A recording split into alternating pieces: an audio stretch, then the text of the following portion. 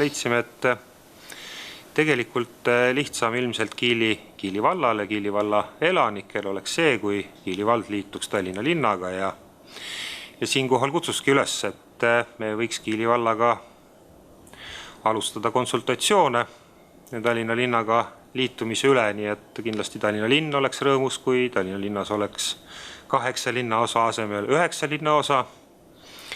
Ja kindlasti meil on palju teenuseid, mida me saame pakkuda Kiili valla elanikele.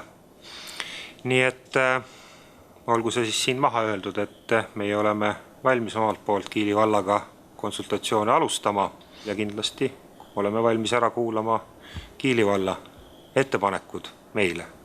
Ja kui see sobib, siis võiks selle omavalitsuste reformi käigus Kiili vald ja Tallinna linn omavahel liituda.